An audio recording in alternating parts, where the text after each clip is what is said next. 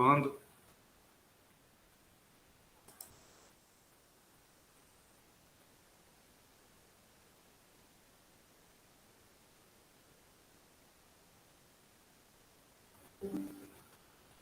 Bom, então vamos lá, pessoal, agora que acho que está tudo certinho, vamos fazer a nossa oração para dar início ao nosso encontro.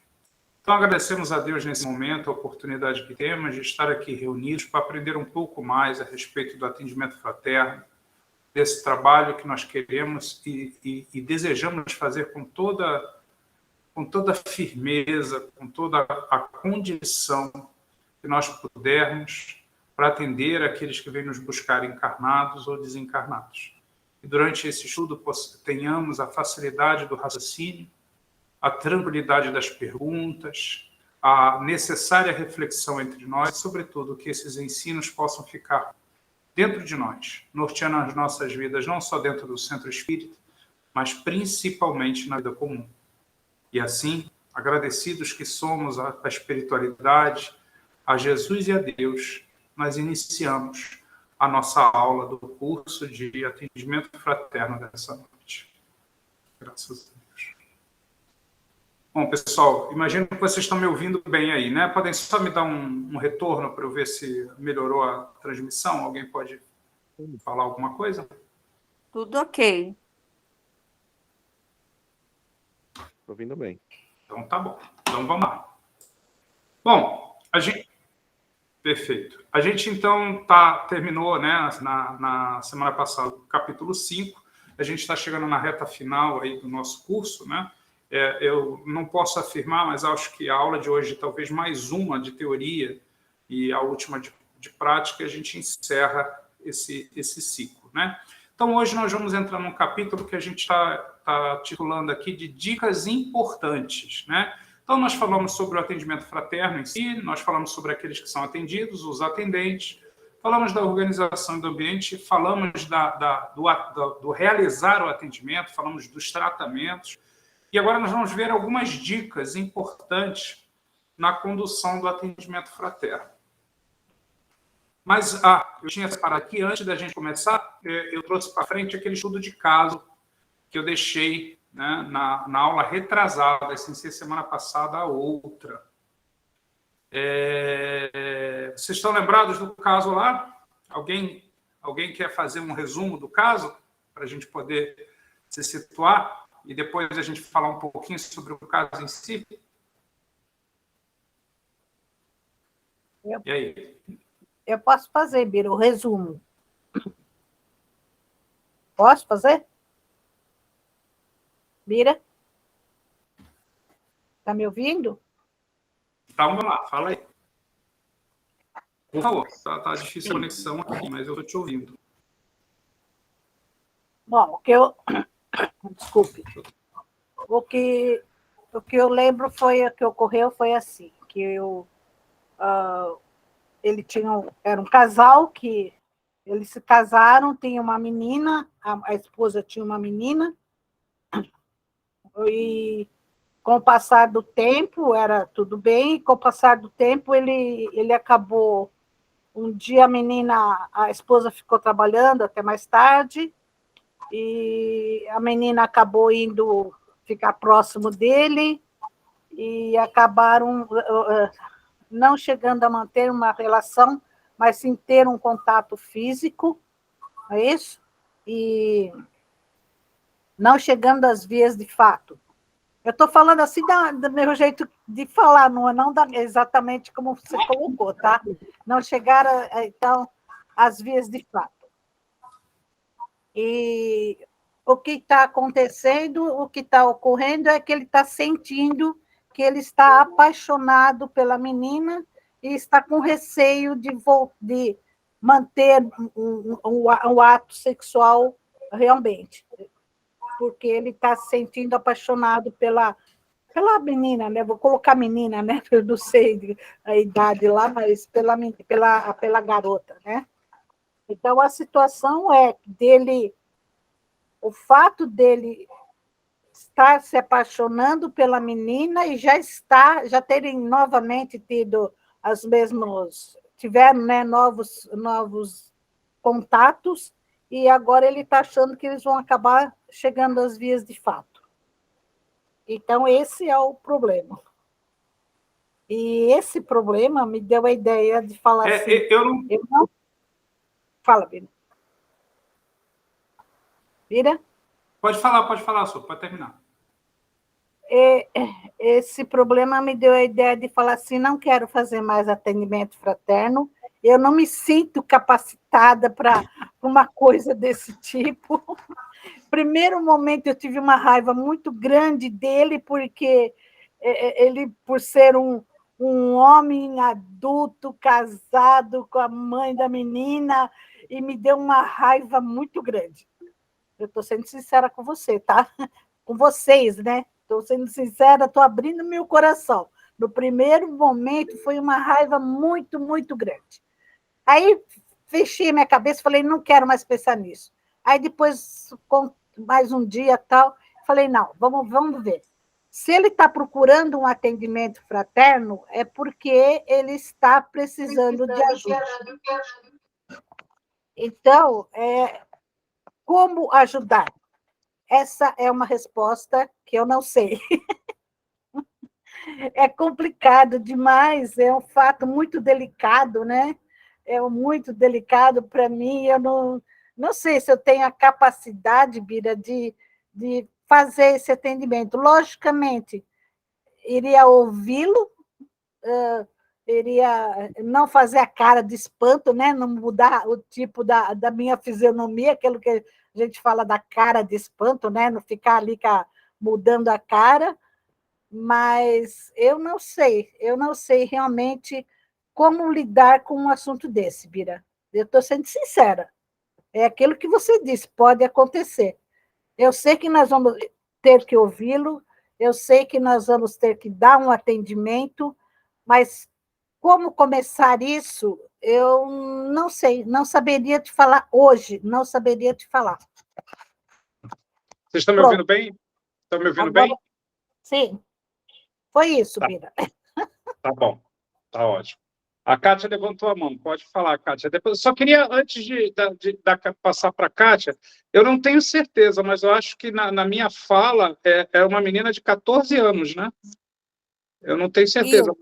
Isso, 14 anos. Acho que eu não prestei atenção, Bira, desculpe, mas... Não, tudo bem, porque essa variável ela é importante, mas vamos lá. Agora eu vou deixar para a Kátia falar aí. Tá, é uma adolescente, né, de qualquer forma. Bom, eu ouviria e chamaria um colega para continuar atendimento. Por quê? Porque eu trabalhei muito tempo com adolescente e o que mais ouvimos é essas histórias. E sempre a pessoa que está passando dos limites e que deveria ter maior maturidade é a que se sente menos culpada. A culpa nunca é dela. E no trabalho, eu precisaria denunciar essa pessoa. E neste trabalho de atendente fraterno, eu não poderia fazer isso. Então, eu não poderia cuidar desse caso, porque não estaria preparada emocionalmente e teria toda uma história com outros casos de adolescência fazendo outros caminhos para resolver. Então, não teria como fazer isso. Tá bom. Acho que a Débora também levantou a mão. Fala aí, Débora. Então, eu morri de rir da sua agora. Vocês estão me ouvindo? Sim, perfeitamente. Ah, legal. E compreendo o que a Kátia falou, realmente. Ô, Bira e Jana, vocês pegaram pesado com a gente, hein? A Que Janaína nem sabia desse caso. situação! Isso aí é coisa da minha cabeça aqui mesmo, tá? Meu Deus, isso dá uma novela, um filme com muitos episódios, né? Muitos episódios. Então, eu me comportaria assim, com susto interno, né? Como a Sueli comentou, mas ia tentar manter as aparências também de tranquilidade, porque o atendimento fraterno é como se fosse um confessionário, né, dos nossos coleguinhas católicos. Então, a gente não está ali no papel de julgador, tá? Para acolher aquela pessoa que está em sofrimento, mas, ao mesmo tempo, você também não pode passar a mão na cabeça da pessoa. Tem que chamar ela à responsabilidade. Talvez, eu colocaria, assim, num primeiro momento, a chamada de responsabilidade na direção seguinte. Se isso acontecesse com uma filha sua, qual seria o seu sentimento? Você acharia que... Você sabe que não está certo, que isso teria consequências, assim, provavelmente muito piores do que se pode imaginar, né? Então, ele teria que se reposicionar e que ter consciência que ele está lidando ainda com um ser em formação, então a responsabilidade de tudo que acontece é dele, no primeiro momento. Então, ele teria, sim, que se fortalecer, se direcionar para um melhor caminho, né? E refletir, se fosse com o filho dele. Então, o que a gente não deseja para os outros, quer dizer, o que a gente não deseja para a gente não pode aceitar, né, que os outros aceitem numa boa. Eu tentaria ir por aí. Não julgar se, não, você está errado, não sei o que, mas levá-lo à reflexão. Ele mesmo chegar à conclusão que ele está errado e tem que mudar de atitude. Tá bom. Tá bom, obrigado, Débora. Alessandra e Bruno, estão com a mão levantada também. Oi, Bira. Opa, Bom, bem, bom, na minha opinião, tá? É, eu tentaria receber ele fraternalmente, evitar posições pessoais sobre o assunto, né? E ter uma postura sem julgamentos. Tá aí a indicar a realização do Evangelho no lar. E talvez, não sei como eu me comportaria na hora, mas indicar o tratamento, né, talvez um tratamento psicológico, um tratamento especializado, né, ou até mesmo meditação e as orações diárias. Porque eu acredito que o primeiro passo ele já deu, que é a busca de ajuda, né? Ah, se ele realmente tivesse 100% focado em, abre aspas, errar, né, fecha aspas, ele simplesmente não procuraria lugar algum, né, ele cometeria o fato. tá bom, tá ótimo, obrigado. Só para a gente até dar um contexto melhor, né?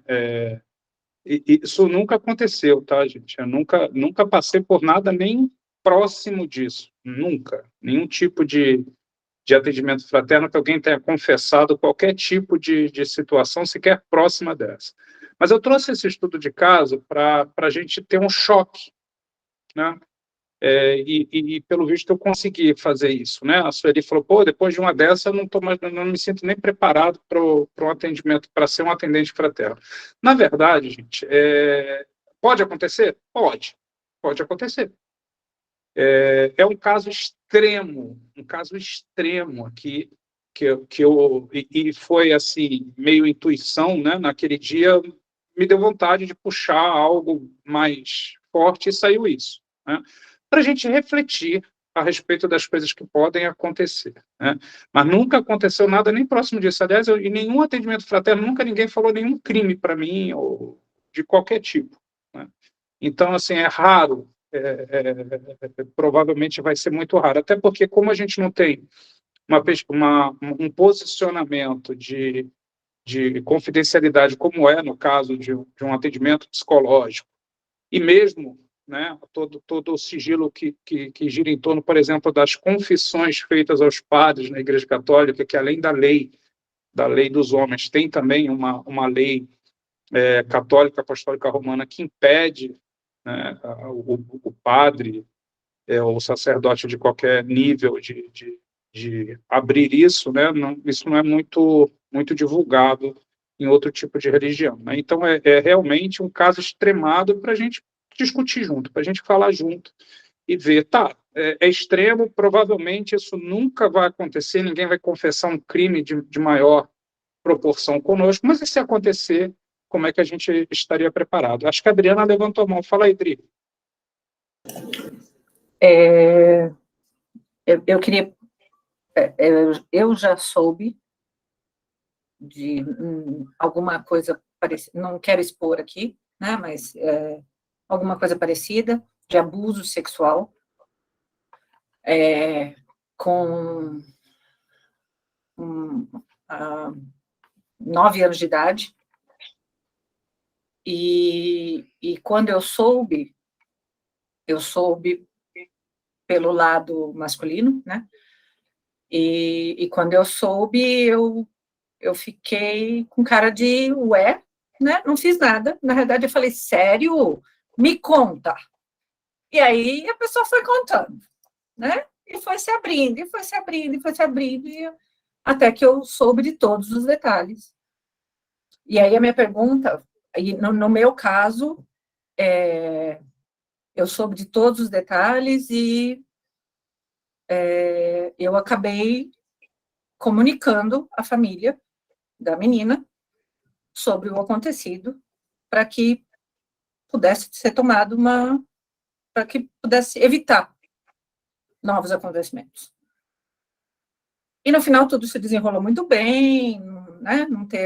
Não houve, mas assim, é um choque na hora que eu soube, na hora que eu estava recebendo a informação, mas eu não quis bloquear, porque se eu bloqueasse eu não ia saber de mais nada, e eu entendi naquele momento que era extremamente importante que eu soubesse de tudo para poder prevenir, para poder evitar, prevenir não, para poder evitar outros maiores acontecimentos.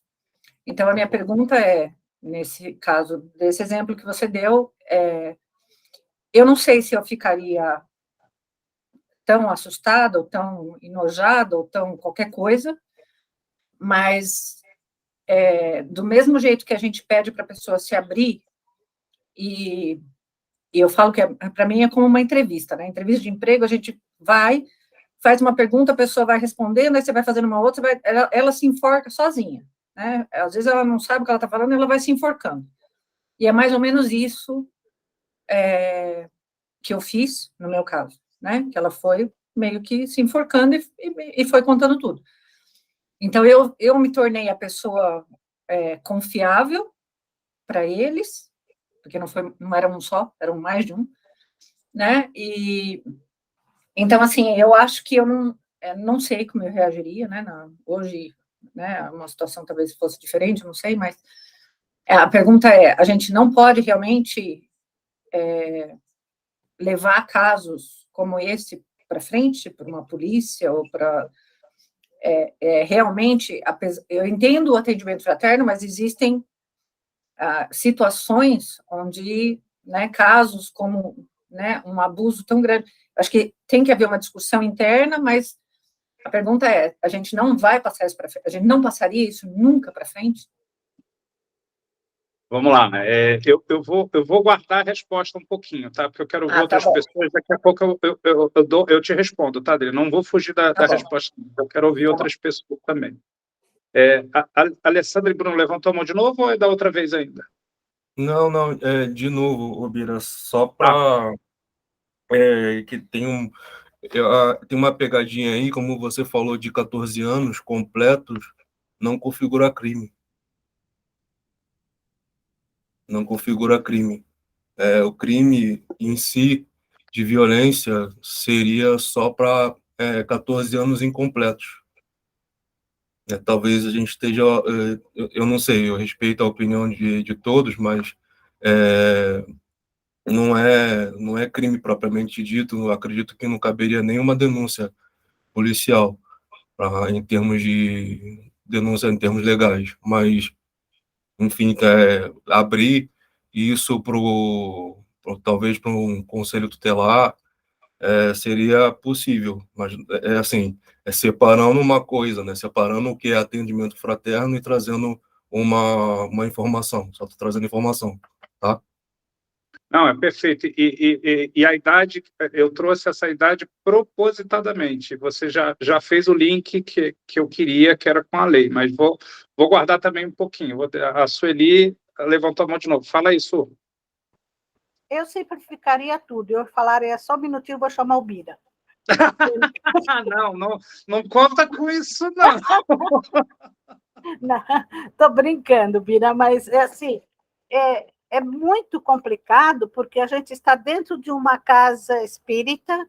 Se a pessoa vai procurar um atendimento, não é questão que nós, logicamente, nós vamos ficar com o sentimento, com aquela coisa dentro, mas na minha cabeça funciona. Eu não posso denunciar a pessoa, eu não posso fazer alguma coisa contra no momento ali. Eu preciso tomar muito cuidado da forma como eu vou conversar com a pessoa.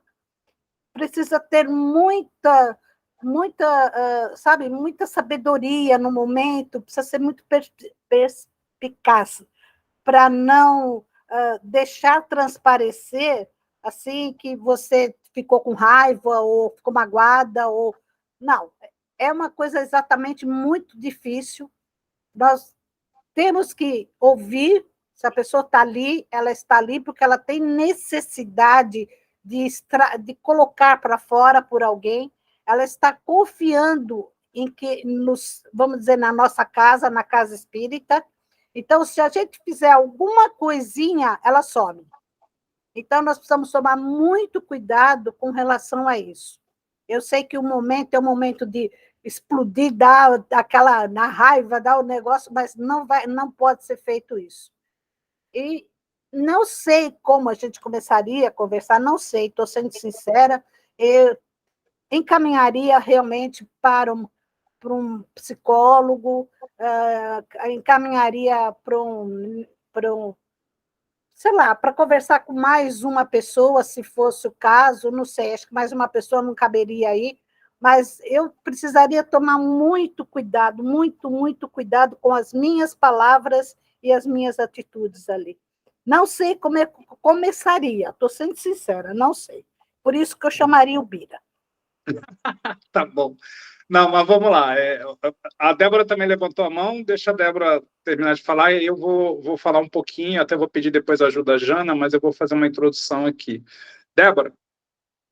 Eu concordo com a Su. Essa questão da confiança, se a gente está aberto a acolher problemas das pessoas, e elas confiaram na gente esse problema, por mais grave que seja a situação, a gente não pode expor, porque senão a gente vai estar quebrando aquele elo de confiança que a gente se propôs.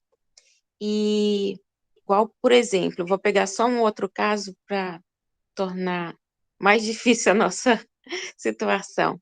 E se fosse um caso de assassinato? Nós entregaríamos para a polícia sabendo disso? Mas aquela pessoa confiou na gente. Por mais que essa questão mexa conosco, e aí, gente? A gente vai se colocar no papel de confidente ou julgador? Obrigado por isso, Débora, por trazer mais esse questionamento. Antes da gente seguir, deixa eu mostrar para vocês aqui o que diz a lei, tá? Eu estou pegando aqui um trecho que faz referência ao Estatuto do Adolescente. Peguei um qualquer aqui, só para a gente poder... Deixa eu dar um zoom aqui. Olha o que... o que está em destaque aqui, né? Ele fala aqui do parágrafo 5º do artigo 217, né? E ele fala, deste artigo aplica-se independentemente do consentimento da vítima ou do fato de ela ter mantido relações sexuais anteriormente ao crime.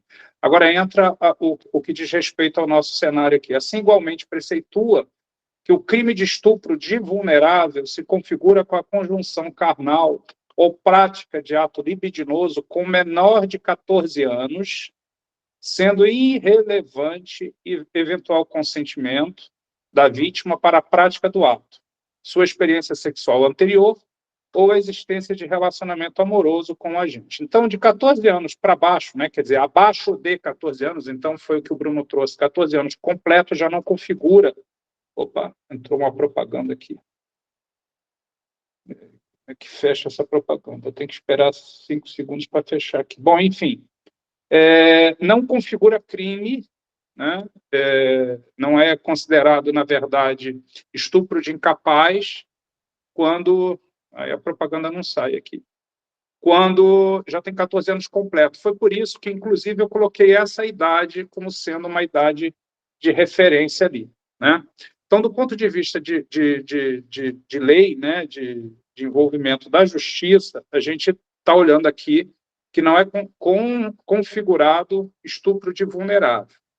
Até ele coloca aqui que se for abaixo de 14 anos, ainda que tenha existido consentimento, ainda que seja uma pessoa que já tenha uma vida sexual ativa, né, anterior, ainda que haja relacionamento amoroso, se for abaixo de 14 anos, é considerado crime de estupro de vulnerável, e isso está previsto no Estatuto da Criança e do Adolescente, né? Então, a gente está falando do ponto de vista criminal. Do ponto de vista religioso, vamos usar esse o termo, né? Do ponto de vista de atendimento fraterno, que é o que a gente está falando aqui, salvo algumas considerações, né? A gente acaba estando numa mesma condição da Igreja Católica na condição da confissão, né? Então, quando a gente anuncia que a gente tem um atendimento fraterno, sigiloso, né, que aquilo é um sigilo, então a gente também tem aí um compromisso, né, de manter o sigilo. Mas o sigilo ele não cabe quando configura crime, né? Então, até depois eu vou pedir a ajuda da Janaína, eu li algumas coisas, inclusive o Código de Ética aplicada à área da psicologia, né, dos terapeutas e tudo mais, que até mesmo para você, o que você ouve numa consulta, né, numa sessão de terapia, e que acaba sendo configurado crime, ainda que você, né, seja, por lei, obrigado a fazer uma denúncia, existe uma série de condições para você fazer isso, né? Então, tem uma série de requisitos. Então, não é uma situação simples, não é uma situação fácil, mas a gente tem que lembrar algumas coisas, né? Primeiro, o indivíduo procurou o atendimento fraterno, e o indivíduo que traz essa abertura, ele veio ou para dividir a sua responsabilidade, para você pelo menos contei para mais alguém, eu não estou sozinho nessa, ou veio realmente em busca de ajuda porque está entrando numa condição que está além do seu controle. Não tem resposta certa para uma situação dessa. A única coisa certa é que você vai ouvir que você não deve tomar nenhuma iniciativa imediata, né? Então, você vai ouvir, vai fazer a cara de paisagem mais que for possível e vai chamar a direção da casa, né? Seja lá de que casa for, aqui no Semente teria que me chamar a Jussara, o Írio, a Naira ou a Janaína, que são membros do Conselho do Semente, né? Explicar o acontecido e com as devidas ressalvas, com os devidos aconselhamentos, buscando apoio jurídico ou não, a gente tomar uma decisão, né? Hoje, a primeira resposta que a gente tem é que o acolhimento a esse indivíduo vai precisar ser feito. É um doente, independente de qualquer coisa, é um doente do ponto de vista espiritual, porque não conseguiu resistir à tentação, e a gente já estudou que tentação, na verdade, é aquilo que toca as nossas fragilidades, né? Aquilo que a gente é frágil, e aí a direção da casa, junto com a pessoa, toma a melhor decisão. Pode ser, né? Vamos imaginar que eu não tenha dito que tem 14 anos. Vamos imaginar que eu tenha dito que tenha 12 anos. E aí a gente tem leis que regem isso, e a gente vai precisar ter o respaldo legal, né, através de uma consultoria com um jurídico e tudo, mas em paralelo a isso tudo, a gente precisa acolher e tratar o indivíduo. Lembrando que e aí eu lembro sempre o que a Janaína já trouxe em outras aulas, a gente só viu um pedacinho da história, né? Um contexto da história. A gente não sabe exatamente o que está ali, né? No discurso que eu trouxe para vocês, eu disse que a menina procurou ele, deitou do lado dele, instigou ele, né? Mas essa é a verdade dele, ele contando a verdade dele. Então, a gente precisa, de alguma forma, envolver-se mais, no caso, fazer o tratamento e buscar o aconselhamento necessário. Então, assim, primeiro, não quero que vocês se assustem. Eu tenho 25 anos de espiritismo, eu nunca ouvi em nenhum atendimento fraterno nada próximo de um crime, nada, absolutamente, nem de roubo, nem de furto, né? Mas é uma possibilidade. Eu quis trazer esse choque para vocês, para que a gente, bom, tá, agora eu já sei se acontecer algo tão grave ou até menos grave do que isso, qual é o procedimento padrão? O procedimento padrão é você vai fazer o seu atendimento, vai botar o indivíduo para o devido tratamento, vai cuidar da pessoa e precisa chamar a diretoria da casa, né? E às vezes nem a diretoria da casa está preparada para uma situação dessa, mas para isso existe uma casa formalmente constituída em que a gente vai buscar os apoios, que vai buscar, dependendo da conclusão que se chegue, pode ser que seja necessário chamar um conselho tutelar, e aí a gente vai avisar o indivíduo, falar assim, olha, agora que a gente está te tratando, a gente precisa tomar uma decisão aqui que vai além do atendimento fraterno, mas isso tudo dentro de uma análise posterior ao atendimento fraterno, talvez até o tratamento da pessoa, e pode ser, inclusive, que essa pessoa nunca mais apareça no centro, você não sabe nem de onde ela é, nem para onde ela foi, nem coisa nenhuma. Mas é importante a gente saber das possibilidades de que isso pode realmente acontecer. Tá? Janaína, pode socorrer a gente aqui agora com a visão um pouco, mas se isso acontecesse num consultório, como é que a gente poderia fazer, porque não vai fugir muito a questão ética aqui, né? Pode falar para a gente um pouquinho, Jana? Oi, pessoal, boa noite. Ufa, né? Que coisa. Sabe que quando o Bira falou desse caso, né, a gente não tinha combinado nada disso, e que ele trouxe o caso, eu fiquei espantada aqui, porque a primeira coisa que veio na minha cabeça foi assim, nossa, chegou uma pessoa com essa história no centro, porque isso é muito difícil chegar. Né? Porque geralmente a gente tem a vítima que chega, e interessante isso, porque a vítima que geralmente chega, ela vai relatar já adulta o abuso que se teve na infância. Até mesmo quando a gente atende criança, é muito difícil você ver a criança até o consultório para ser atendida e a gente pegar um caso de abuso. E infelizmente, gente, é o que mais tem, tanto de meninas quanto de meninos. A gente fica sabendo muito de meninas, porque tem a questão da gravidez, aborto, e aí gera toda, né, uma discussão, uma polêmica, e o de meninos muitas vezes não se é falado, a gente não ouve quase, mas também se tem o abuso dentro de casa de meninos, né? Quando isso chega no consultório, que também é muito difícil, até hoje eu só tive um caso desse que não foi no consultório. Eu fazia um trabalho voluntário dentro de uma instituição com moradores de rua, e aí eu já estava formada, tudo estava ali como psicóloga à disposição, quem quisesse conversar, a gente tinha uma salinha, eles procuravam, conversavam, e foi uma pessoa, um morador de rua, e relatou que ele abusava de crianças. E o que acontece? Não volta. A pessoa não volta depois, né? Então, se entra para a gente, vamos pensar na casa espírita, eu acho pouco provável que talvez ele fique para fazer um tratamento, porque ele tem a consciência, enquanto a lei civil, né, de código penal, de estatuto, que ele está fora e está cometendo aí um crime, um abuso, algo nesse sentido, mas a lei moral dele não.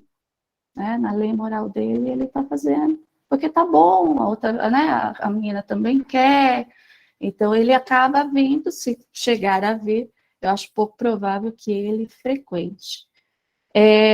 O código de ética do psicólogo, sim, a denúncia, né, conselho tutelar, avisa o conselho de psicologia.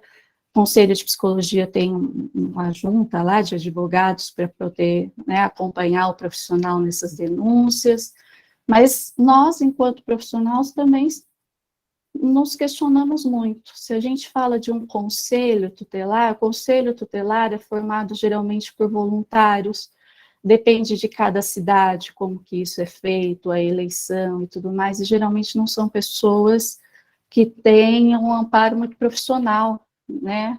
E aí a gente está com outra questão. O que vai ser feito disso? O que vai ser exposto a essa família, essa criança e tudo mais. E a gente tem outra coisa também em relação a isso, quando se tem uma situação dessa, e que né, isso que o Bira trouxe, a hora que ele trouxe, eu estava pensando aqui quietinha, que a gente está vendo aí a história somente um recortezinho, muito pequeno. Tem história aí nessa família. Né? E o que a gente percebe muitas vezes que essa coisa de a família não sabe ou o que for, se tinha ali informação, se tinha indícios que isso estava acontecendo. Mas por alguma questão não foi vista, ou se ignorou o que estava acontecendo. Então a gente está falando de tantas variáveis com estudo, tanto da família, quanto quando a gente fala de amparo legal também, porque não é tão simples assim, né? Eu não vou lá e faço um boletim de ocorrência e denuncio e pronto, em cima daquilo que eu escutei e só estou tendo eu e a pessoa ali. Como é que eu faço para provar isso? Como é que vai trazer? Como é que vai expor essa família? O que vai acontecer depois disso? A gente não tem isso de forma tão clara. Então, é uma situação muito complicada, né? Tanto enquanto profissional, psicólogo, que a gente precisa parar, pensar, e no nosso caso a gente tem o conselho, liga para o conselho, expõe o caso e vê qual é a orientação deles, porque a gente tem esse amparo, quanto dentro de uma casa espírita. O que eu acho que vai ser muito difícil essas pessoas chegarem por conta desse posicionamento. Né, que existe a questão da moral dele, né, da lei moral interna do sujeito, para ele está tudo bem, para ele, de alguma forma, ele não está fazendo nada de errado, tá? Então, ele pode até vir soltar, mas eu acho difícil ele continuar, né, na casa. Acho que é isso, gente, não sei, faz sentido aí para vocês, como é que...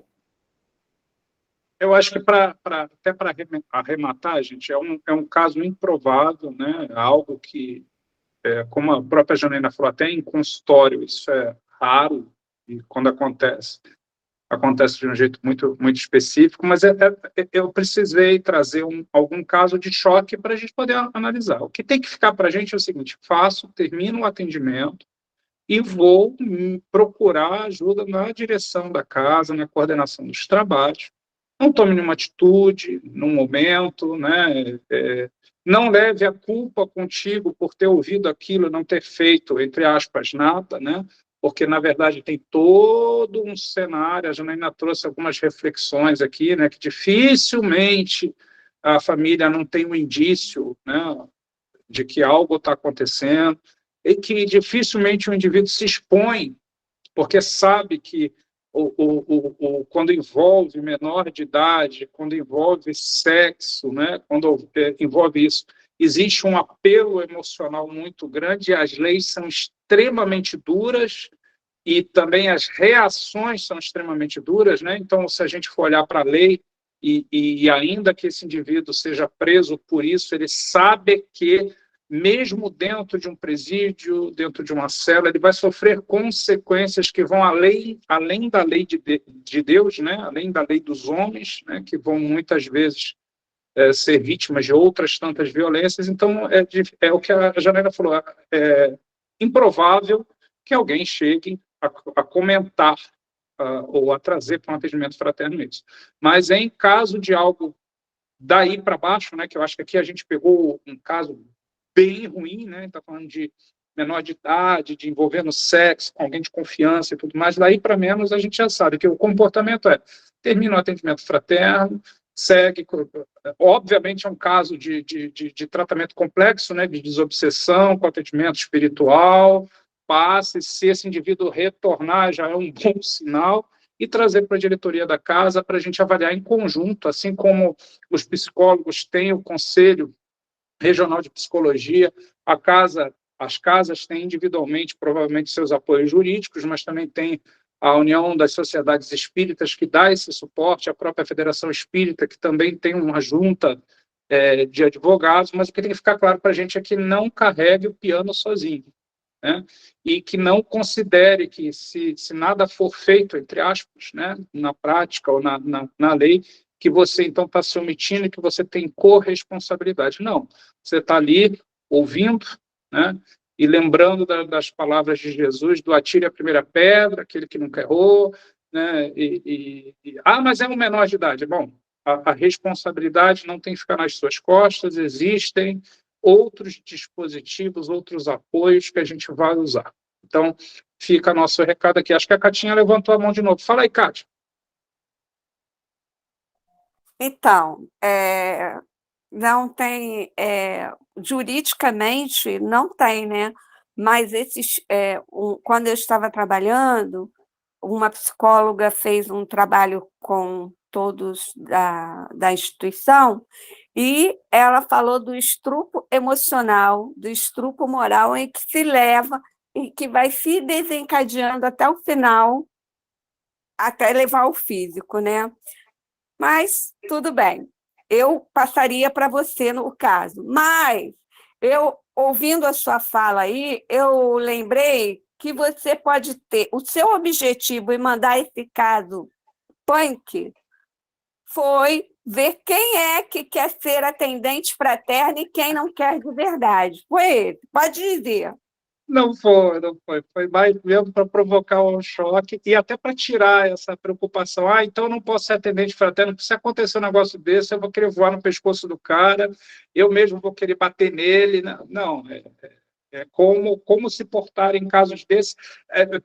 Um caso pior do que esse vai ser difícil de chegar aos ouvidos, né? Mas daí para baixo a gente já saber mais ou menos o comportamento que a gente poderia ter. Débora, pode falar. Com a fala da Janaína, né? Eu queria só completar, assim, que eu concordo muito com o que ela falou.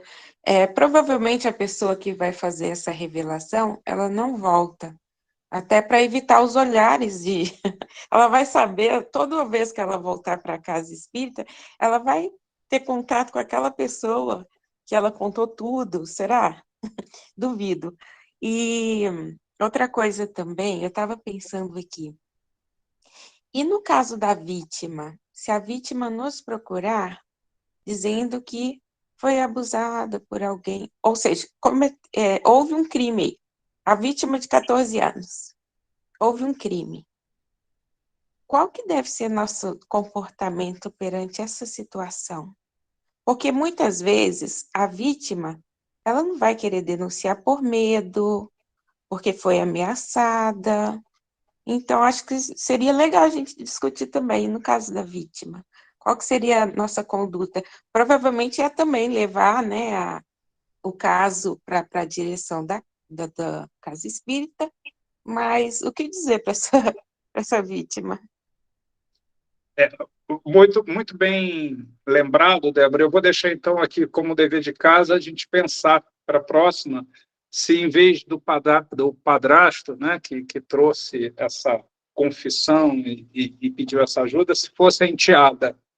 E aí a gente conversa semana que vem sobre essa perspectiva, tá bom? Jana levantou a mão, Sueli também, vamos lá. Jana? Beira, só para falar, né, o que a Kátia trouxe, é isso mesmo, viu, Kátia? Porque se a gente tem uma ideia, muitas vezes, que o abuso é só quando se há o ato sexual, e não é isso, né? O abuso se tem todo o processo que se acontece, não precisa necessariamente ter o ato, tá? Isso mesmo. Perfeito. Sueli, para a gente encerrar e seguir adiante aqui, fala aí, Su. Rapidinho. Em primeiro lugar, eu acho que a vítima não iria lá, porque se é uma criança, vamos dizer assim, de 14 ou menos, sei lá, 14 anos, ela não iria até um atendimento, ela estaria com alguém acompanhando, ou a mãe, alguém estaria junto com ela. Ela sozinha não procuraria a casa espírita. Então, a situação já ficaria diferente, né? Não seria só com o atendimento para a criança, né?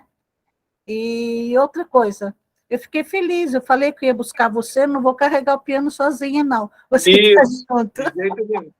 E vamos imaginar que a Sueli me procurasse. Eu procuraria o restante dos conselheiros e vamos lá, vamos pensar junto aqui como é que a gente faz. Mas é isso aí, Su. Com relação, só para deixar vocês pensando para a próxima aula, aí, pegando um gancho no que a Sueli falou, Su, isso sim já aconteceu aqui no Semente, tá?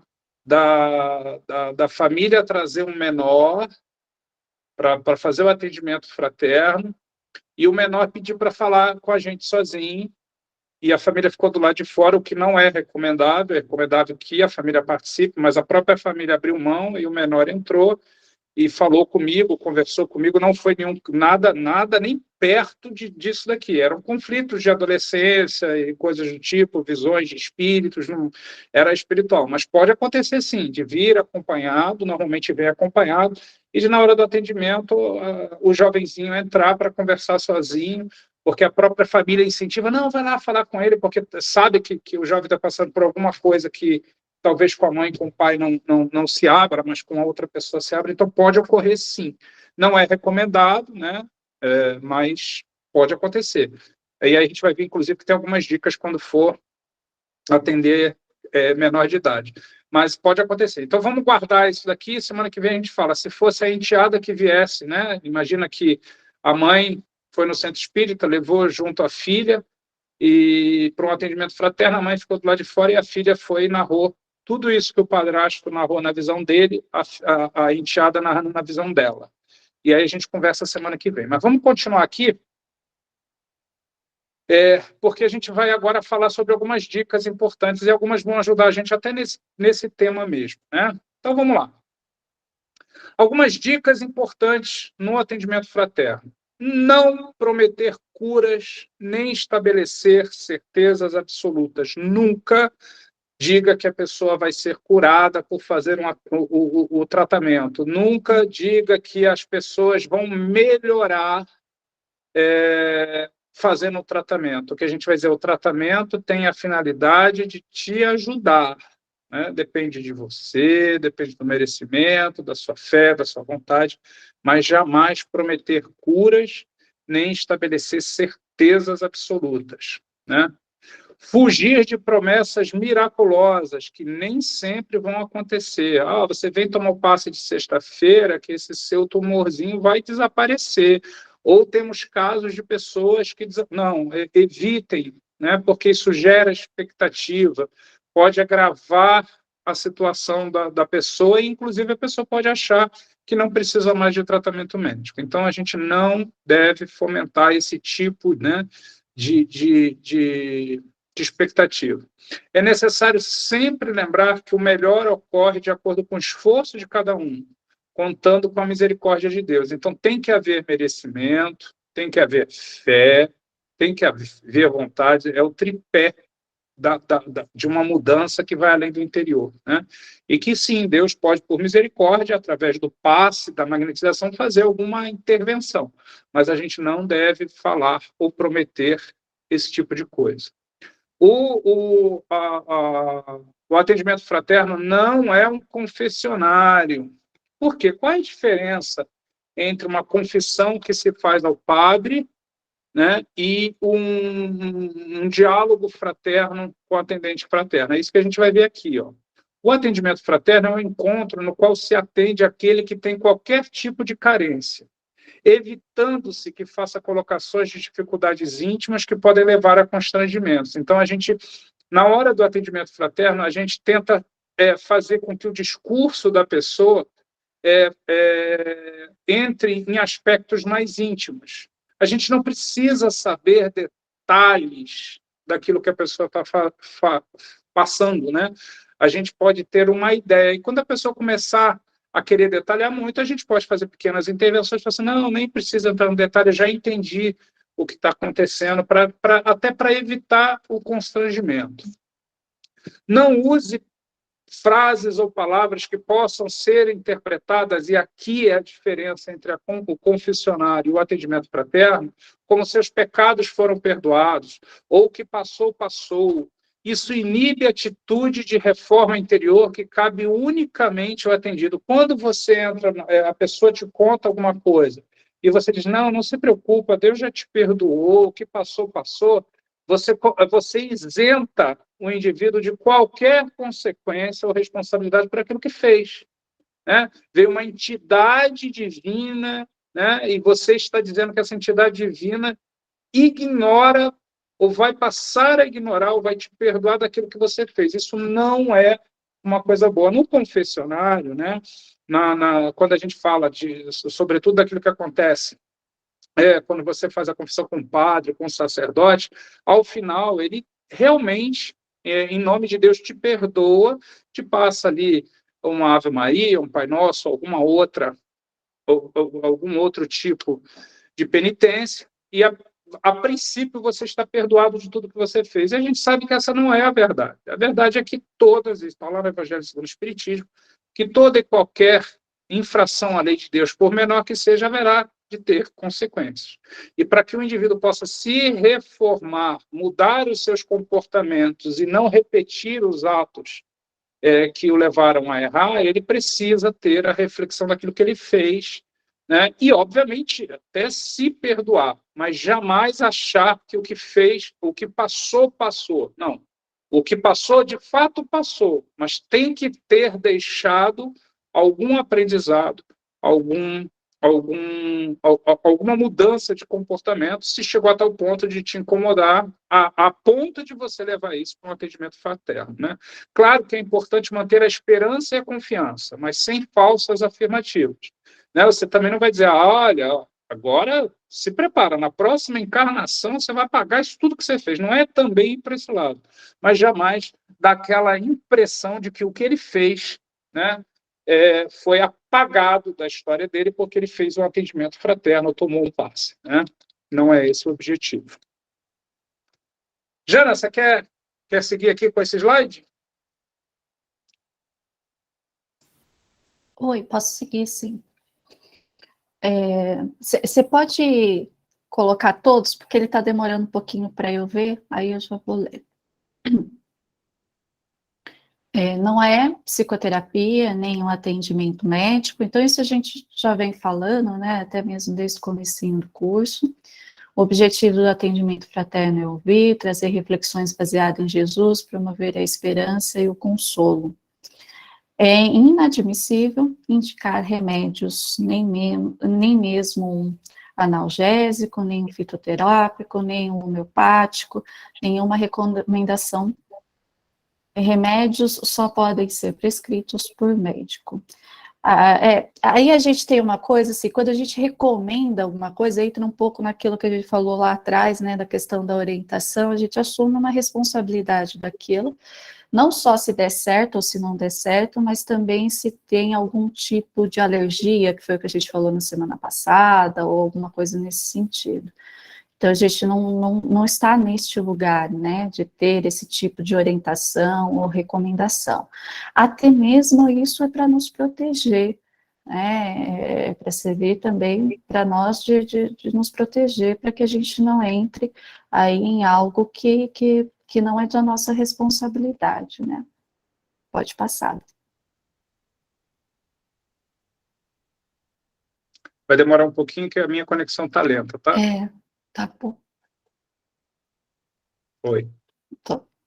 Né, inadmissível, se for médico, ainda assim abstenha, se não é o que o local, e você pode criar conflitos farmacológicos e mesmo criar a conclusão equivocada do atendido que o médico dele é ineficiente.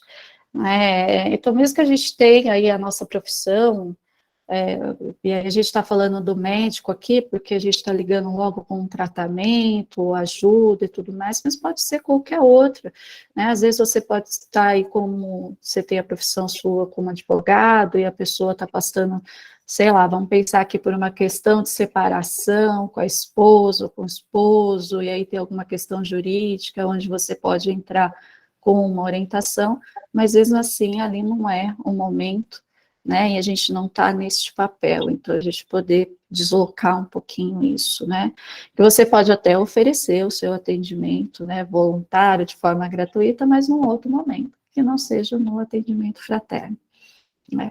Indicar terapias, não devemos indicar esta ou aquela terapia, podemos e devemos indicar que busque ajuda terapêutica, o que é bem diferente, né? Então, tem alguns lugares que até acabam fazendo um pouco disso, olha, faça tal terapia, ou faça outra, faça reiki, faça alguma coisa nesse sentido, mas não é o nosso caso aqui, o que a gente está propondo, né? Então, que a gente possa também sempre ter essa orientação, né, isso mais fresquinho.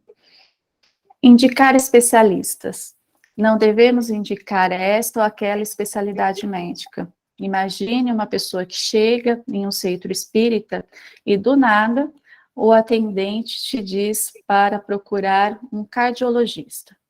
Podemos, caso seja necessário, perguntar se o atendido está em algum acompanhamento médico e, sutilmente, se for o caso, sugerir que cuide mais da saúde física. E isso aqui é importante, né? E aí até quero que o Bira aí divide um pouquinho comigo nesse sentido, né? Porque vamos pensar ali, a gente está dentro da casa espírita, a pessoa já chega, né, com uma série de fantasias, vamos dizer assim, se ele não tem muito aí se não tá, né, não segue, ou aquela coisa está indo buscar pela primeira vez, ou já ouviu falar, ou já leu alguma coisa, e aí a gente fala ali no meio do atendimento ali, olha, né, sugiro que você vá buscar o cardiologista. Bom, se ele tiver que ter um infarto, às vezes ele pode ter ali mesmo, né, porque ele já vai, né, ficar ali preocupado porque tem alguma coisa que vai ter que passar, né? Então, se tiver algum problema, pressão alta, a pressão dele já vai subir ali mesmo. Então, a responsabilidade que a gente está assumindo nessas indicações e nessas orientações, né, Bira, é por aí?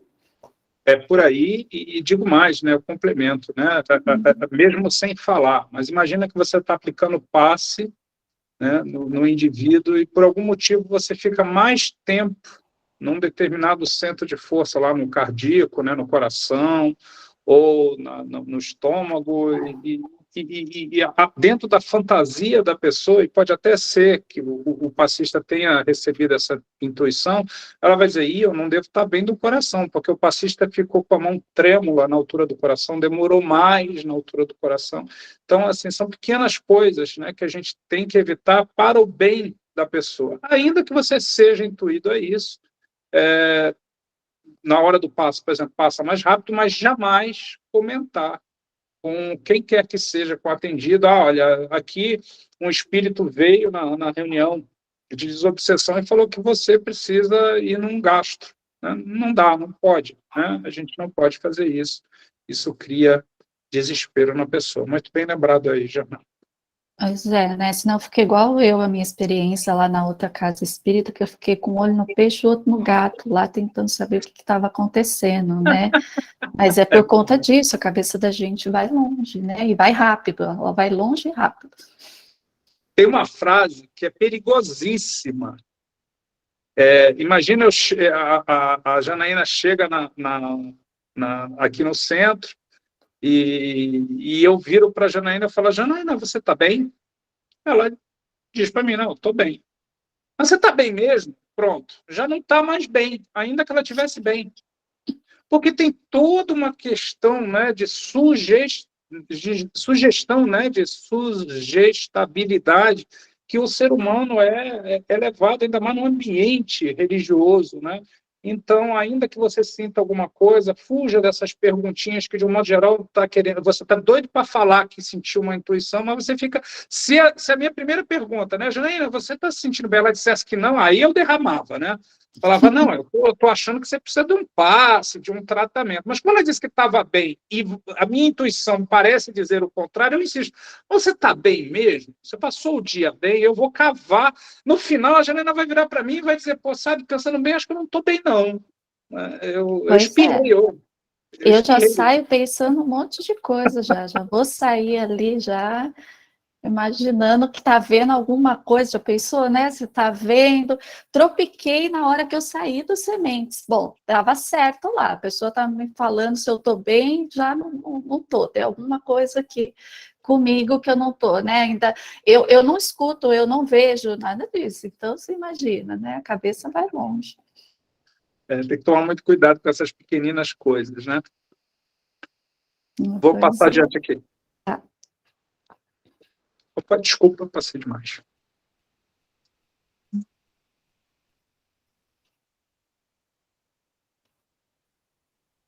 Deu? Deu. Indicar profissionais, né? Não podemos fazer o atendimento fraterno em um posto de serviços.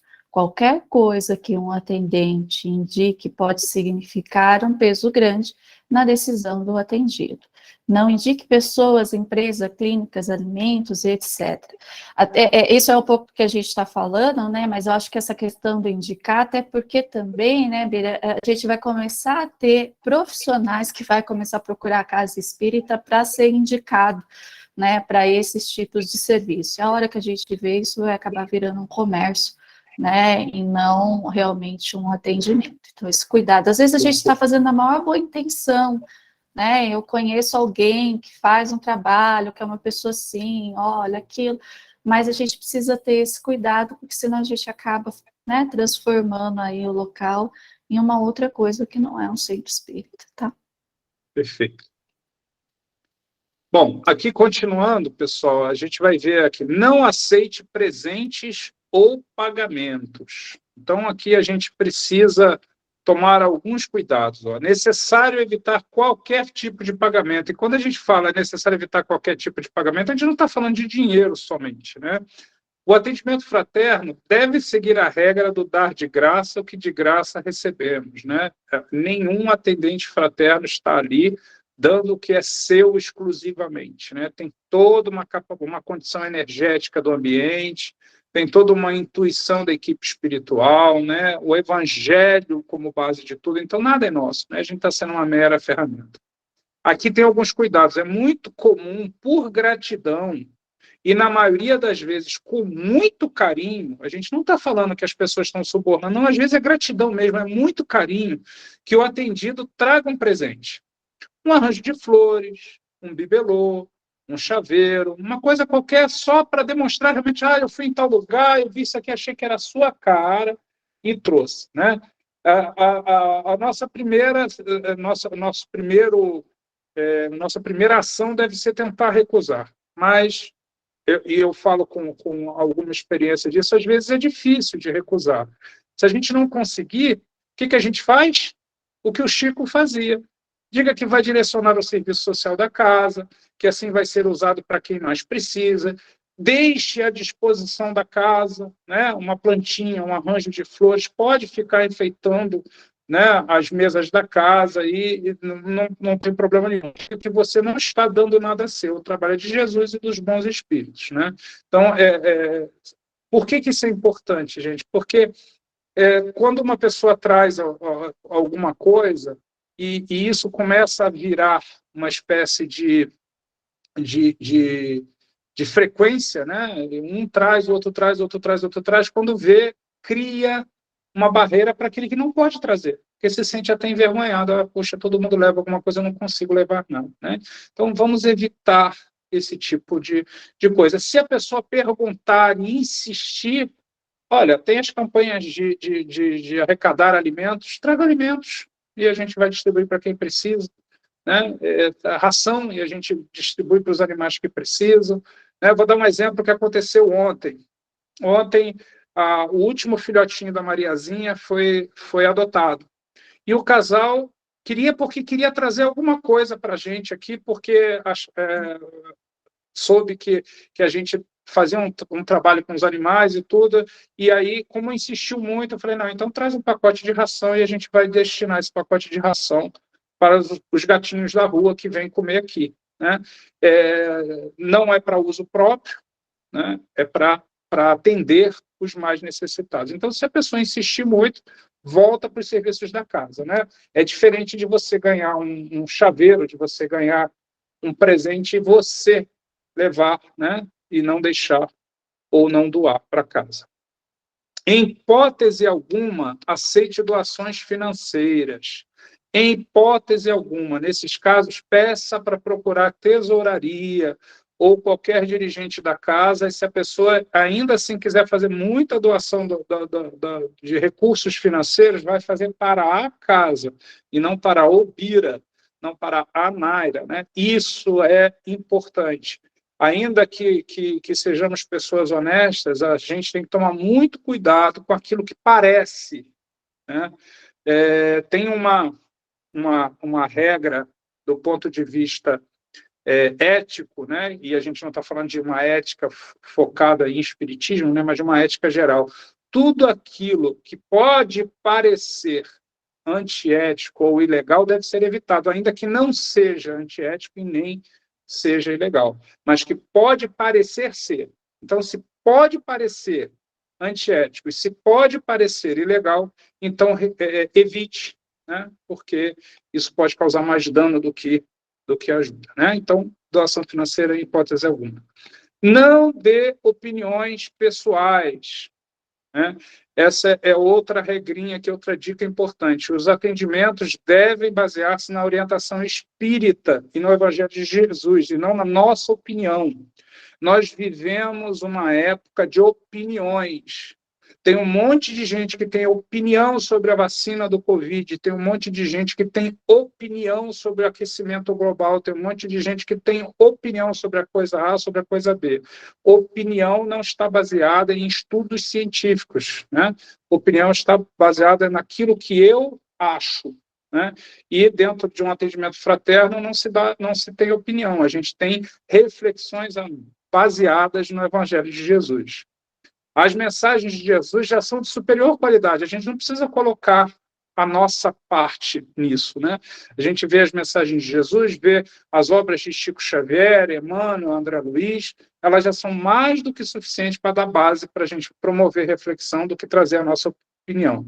Evitar frases como essas, assim, ó, se eu fosse você, aí você fala. Às vezes o que você falou até está dentro do Evangelho, mas como você colocou, se eu fosse você, você vai dizer, bom, eu sei, você não sabe, então eu estou te dizendo como agir.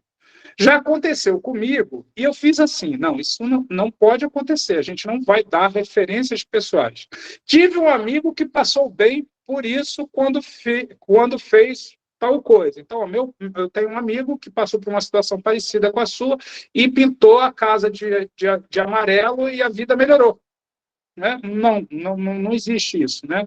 O atendido, aquele que está recebendo o atendimento, precisa ser ativo. Ele precisa agir e não se basear numa conduta ou numa opinião que o atendente tem, né? Então, tomar muito cuidado com isso. Jana, quer falar aqui para a gente dessa parte? Posso sim, Vira, deixa eu só carregar aqui para mim. Não interferir nas questões médicas, sempre dizer ao atendido que o tratamento espiritual é em conjunto com o tratamento médico e ele não pode interromper nenhuma medicação, nenhuma terapia, nenhum exame. Cumpre ressaltar que devemos ter cuidado e conhecimento em relação aos aspectos legais que reportam o exercício do curadeirismo e do charlatanismo, né? Contidos no artigo 283, 284 do Código Penal Brasileiro. E aí a gente tem uma coisa, né, que é o que a gente estava falando aí também, acho que da questão da fantasia, né, das pessoas e o quanto que vai buscar a casa espírita, porque está em sofrimento e independente se a cura seja, né, está buscando uma cura física ou espiritual, ou se tem essa consciência ou não, mas ele está indo lá buscar alguma coisa, E se a gente se coloca nesse lugar, né, do curar, aí a gente tem uma série de questões envolvidas nisso, não só a questão legal, e que foge do trabalho, não é, que a casa espírita propõe, que o espiritismo propõe. Então, a gente está aí, eu acho que já saiu aquele filme lá do Dr. Fritz, ou está para sair, né? Acho que agora é setembro, outubro que sai. Eu acho que agora é nessa primeira semana, né? Um belo filme para poder a gente refletir sobre isso. Então vai ter aí, provavelmente, as pessoas curiosas e querendo entender um pouco mais, e talvez a gente receba essas pessoas, eu acredito que talvez apareça aí, não uma multidão, mas um ou outro, querendo que assistiu o filme, querendo entender um pouco mais o que está acontecendo, e até o que aconteceu e como isso funciona, e até a questão da própria pessoa, né, que está ali, às vezes adoecida, que também busca aí uma forma de esperança mais de imediata, né, no sentido do curar de forma imediata. Eu acho que a gente pode ter também essa abordagem, até por conta do estímulo aí do filme, né, mas tem uma coisa, só fazendo um parênteses, assim, né, que não é a questão do curadeirismo nem nada, mas o fato da gente estar dentro da casa espírita trabalhando, e o quanto que as pessoas de fora, que eu já ouvi muitas vezes, falaram assim para mim, Janaína, coloca o meu nome lá em oração. Eu falei assim, olha, mas o Sementes tem um site, você pode entrar lá, pode pôr, explico tudo direitinho. E aí a pessoa me retorna falando assim, não, mas sabe o que é? É que como você trabalha lá, você tem intimidade com eles. Aí eu, com eles quem? Né? Você tem intimidade com os espíritos lá, mas o que eles estão esperando? Que eu coloque o nome, que na cabeça deles eu tenho uma intimidade com esses espíritos e que vai me falar alguma mensagem para reportar para eles. Olha só onde, né, a pessoa vai. Então, acho que entra tudo nesse conjunto, né, Bira? E é importante a gente lembrar que existem leis, né, que tratam justamente sobre essa questão do curandeirismo e do charlatanismo, né?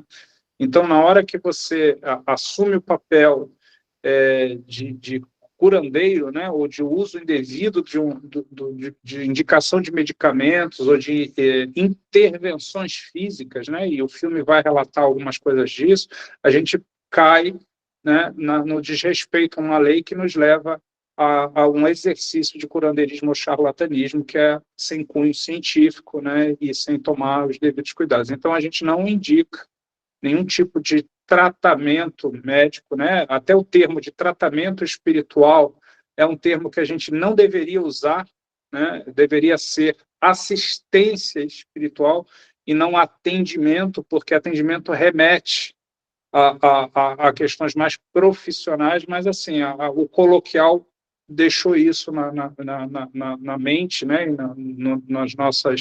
nos nossos textos, né? Mas são cuidados pequenos que a gente precisa ter. Jana, eu estou passando aqui, se quiser continuar aí. Ok. Carregando aí, que está mais lento. Uhum. Legal. A privacidade é importante, mas jamais tranque a porta. Fechar não é trancar. Se for possível, o ideal é que a porta fique apenas encostada. Se for a primeira vez do atendido, informe em voz bem clara: vou encostar a porta, mas ela ficará aberta. Se o atendido preferir a porta aberta, deixe aberta. É uma medida de precaução contra ciladas e situações constrangedoras.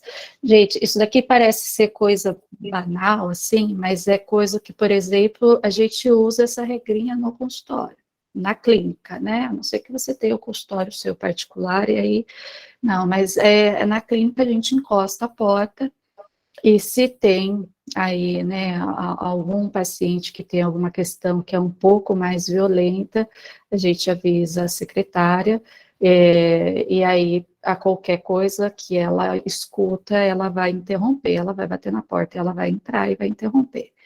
Então, a gente tem esse cuidado, e é necessário ter, porque nós estamos lidando com pessoas, e são pessoas que estão doentes, estão em sofrimento, e que a gente precisa saber lidar, Então, pode acontecer algo ali, tanto a cilada que está colocada aí, algo constrangedor, onde só está você e a pessoa, quem vai ser o terceiro que vai estar vendo ali, Vamos dizer, encarnado. Então, a gente precisa ter esse cuidado Então, poder encostar a porta, ter um tom de voz, eu acho que isso também é importante, dependendo do local, né? Um tom de voz um pouco mais baixo, onde a pessoa consegue te entender, mas que você não precise falar tão alto, para que a porta está ali encostadinha. Então, para que a gente tenha esses cuidados. Certo, Bira? Certo. Faltou uma frasezinha aqui no final, Jana, que apareceu agora. Vai aparecer aí, apareceu. Tá. Se o atendimento for com menor de idade, é obrigatório deixar a porta entreaberta ou preferencialmente aberta. Ou, no caso, entrar, né? O responsável, não é isso, Bira? Sim.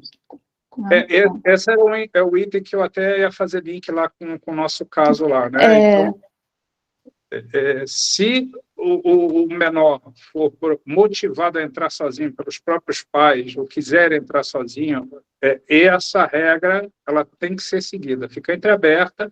Quem quiser chegar ali e olhar vai ver que não tem nada acontecendo lá dentro e você pode conversar num tom mais baixo, mas menor de idade, o ideal é estar com a família, e se não for o caso, deixa a porta entreaberta, não só encostada, é entreaberta, uma fresta suficiente para ver o que está acontecendo lá dentro.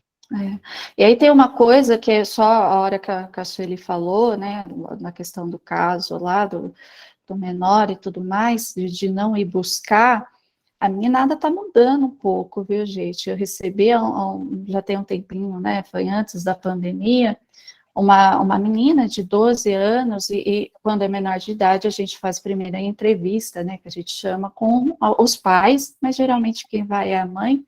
E quando a mãe foi na sessão, primeiro para falar, marcou tudo lá certinho, ela falou assim, olha, eu não sei por que ela está buscando. Mas como assim? Não sabe, né? Ela falou assim, eu não sei. Ela ligou na clínica, menina de 12 anos, ela ligou na clínica, perguntou o que ela precisava fazer. Aí a secretária passar pelo convênio, né, então tem uma série de coisas, tem que ter encaminhamento e tudo mais. Aí ela foi, marcou no pediatra dela uma consulta, aí ela chegou na mãe dela e falou assim, mãe, eu preciso que você me acompanhe na consulta com o pediatra lá, fulano de tal.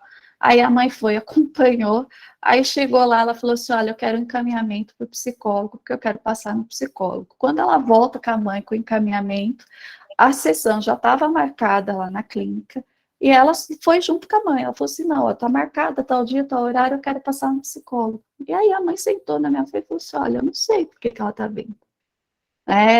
Então, olha só a articulação, né, que ela fez, porque ela estava buscando ajuda e ela não queria falar para a menina, não era nada de questão de violência, nada disso, né, de abuso, era questões dela, que ela estava em sofrimento, mas ela foi atrás da ajuda e ela foi buscar por isso, e a mãe foi meio seguindo, assim, ela falou assim, olha, eu nem sei direito o que te dizer, porque ela pontuou algumas coisas, mas o objetivo mesmo, porque ela só falou para mim que ela quer passar no psicólogo.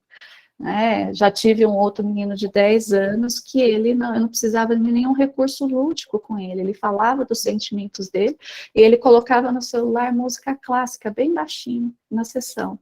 Então, tem uma meninada que está vindo aí um pouco diferenciada, viu? Só... Pode seguir, Bira. Tá bom. Bom, não complique, seja simples, né? Só um lembrete. Falar com simplicidade é falar de acordo com a capacidade de compreensão do ouvinte. Nem sempre isso é fácil, é um exercício. Então, se uma pessoa tem uma cultura mais limitada, a gente tem que falar numa linguagem que a pessoa vai entender. Se for uma cultura um pouco mais rebuscada, você vai buscar um pouco mais de conteúdo, né? Se adequar, né, à necessidade do outro. Durante o atendimento, se for o caso, verificar se o atendido está entendendo a explicação. Às vezes, para a gente está tão claro, né? Porque a gente fala, a gente vive alguns conceitos, algumas palavras, inclusive, e acha que o outro está entendendo. Então, procura, você está entendendo, você ficou com alguma dúvida, essa frase fez sentido para você, sempre fazendo o retorno, né? A comunicação tem um processo que chama de feedback, né? Eu ouço, interpreto e repito um pouco daquilo que eu entendi para ver se o outro entendeu. Eu estava querendo falar aquilo que eu entendi que ele falou, né? Parece óbvio, mas nem sempre é. Quando o assunto for a respeito de conceitos espíritas, é necessário ter cuidado a fim de não usar termos técnicos. Uma pessoa não espírita pode não conhecer. Exemplo clássico, quando você fala de perispírito. Tem palestrante que fala de perispírito assumindo o pressuposto de que todo mundo sabe o que é perispírito. Não é, não sabe. A maioria que busca uma reunião pública não sabe o que é o perispírito. Então, você vai explicar. Olha, existe um corpo que é aquele que sobrevive à morte, esse é o perispírito, aquilo que o Hollywood mostra como fantasma, aquilo na verdade é o perispírito, que é o que sobrevive. Aí você explica, mas se você fala só do perispírito, ou aura, ou magnetismo, ou passe, a própria palavra passe, para algumas pessoas, a gente fala com tanta naturalidade, chega uma pessoa que nunca veio na casa espírita, você vai querer tomar um passe? A pessoa não sabe o que é isso. E às vezes nem procurou saber antes de vir, né? Fala assim, o passe, você sabe o que é passe? Ah, não. Aí você explica, é uma transfusão de energias, né, que a gente faz, que tem uma pessoa que doa um pouco, é como se fosse recarregar as baterias.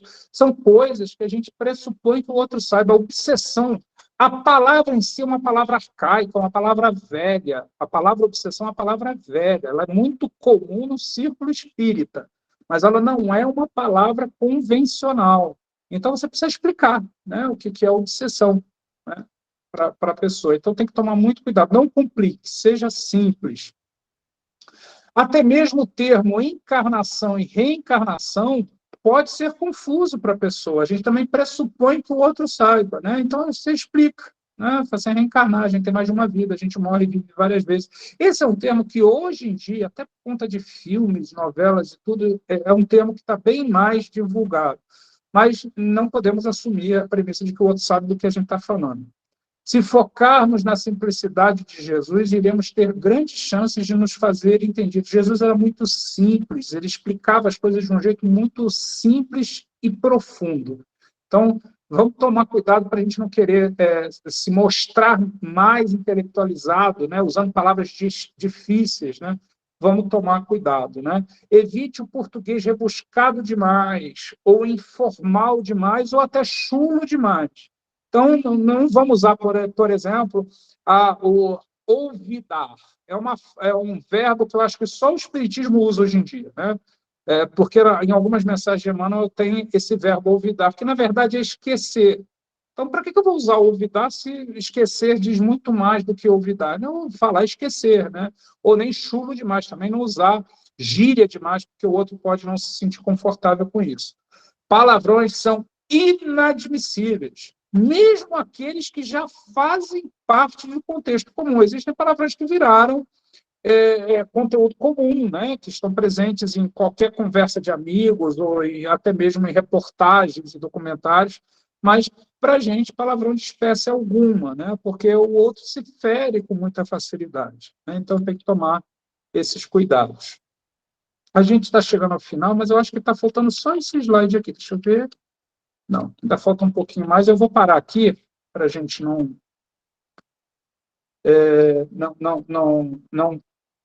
passar muito do horário, até em respeito aos nossos amigos que têm um fuso horário aí bem distante.